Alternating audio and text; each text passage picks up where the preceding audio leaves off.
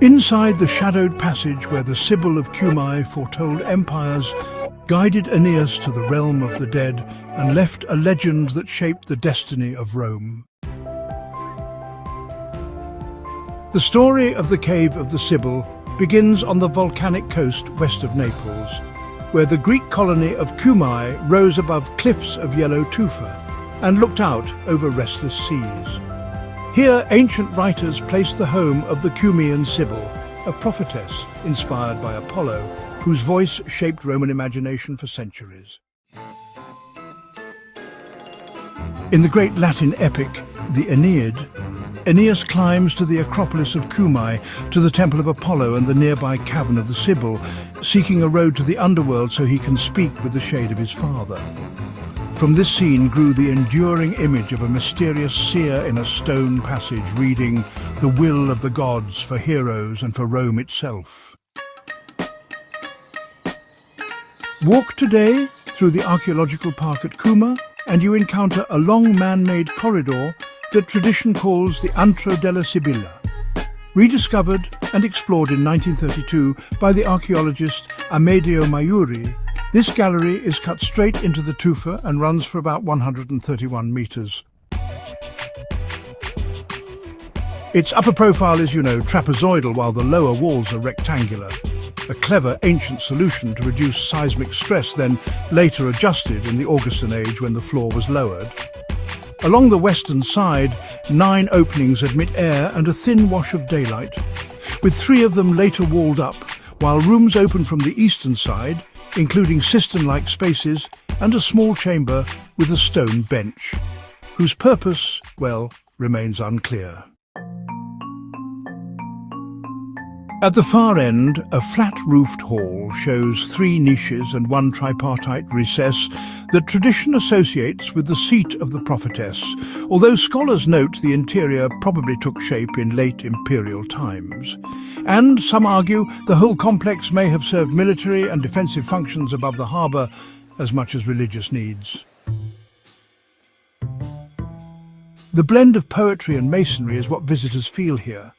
A passage where imaginative memory and stone-cut engineering, really overlap.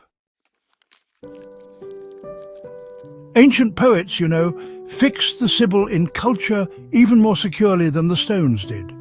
In Book 6 of the Aeneid, Aeneas approaches the cavern of the terrifying Sibyl, whose mind Apollo fills with divine force, and there he begs for a path to the kingdom below.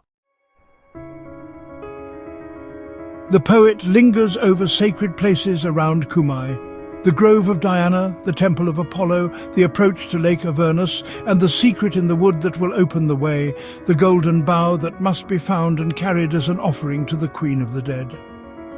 That image, of a numinous spray of leaves lurking in the shade, became a sign that fate itself was in harmony with the traveller chosen by destiny. The art of Sibylline prophecy, it had its own lore. Virgil tells how the prophetess wrote her oracles on leaves, set them in order, and left them within the vault so that if the door opened and a light breeze scattered them, she refused to restore the sequence. The meaning remained true, she insisted, even when mortals could no longer gather the pieces. Rome lived with that idea for generations. The truth was there, but, it required humility and patience to read. The leaves and the voice in the cave became a way to think about the chancy and fragmentary nature of all messages from the divine. The place around the cave matched the mythic mood. Avernus, the crater lake below Cumae, was anciently imagined as an entrance to the underworld. A dark mirror of water, ringed by woods where birds could not fly long in the sulphurous air. In the epic, the Sibyl directs Aeneas to pluck the golden bough before they descend, and once he holds it, the gates open. The motif of the bough and the lake then runs through late antiquity and the Middle Ages, and finally into modern art and scholarship, which have revisited the scene again and again. Roman religion, kept another legacy of the Sibyl right in the city itself. The Sibylline books. According to tradition, an old woman came to King Tarquin with a set of prophetic verses, and, after some bargaining, he purchased what remained of them as sacred counsel. When the Temple of Jupiter on the Capitoline burned in the year 83 before the Common Era, the books perished with it. The Romans then sent envoys across Italy, Greece and Asia Minor to gather new Sibylline verses and deposited the collection once the temple was rebuilt. Late in the empire, as Christianity rose to dominance, the pagan collection was reportedly destroyed by imperial order to prevent misuse. The story explains why only scattered fragments survive. The fame of the Sibyl endured, but her official voice in Rome, well, it fell silent. Stand again in the corridor at Cumae, and the architecture itself seems to listen. The cut of the tufa, the steady fall of the floor toward the end chamber, the rhythm of the light wells that punctuate the western wall, they really give the space a cadence. You can imagine how a priestess or a trained attendant could have staged an oracle in those conditions, guiding petitioners through darkness into voice and light. You can also imagine masons and military engineers carving a secure gallery above the port and then adapting spaces as needs changed through Greek, Roman and Byzantine times before the site was abandoned when Cumae itself thinned out in the 13th century and then, uncovered in the last century. So, the cave is both monument and metaphor, It fixes a literary memory and a civic story into the rock, even while scholars continue to debate its original function. What made the Cave of the Sibyl a source of fascination for Rome was not only the promise of answers, but also, the way those answers were framed. Prophecy came as riddles that required careful reading, just as Rome read its own fate in victories and disasters.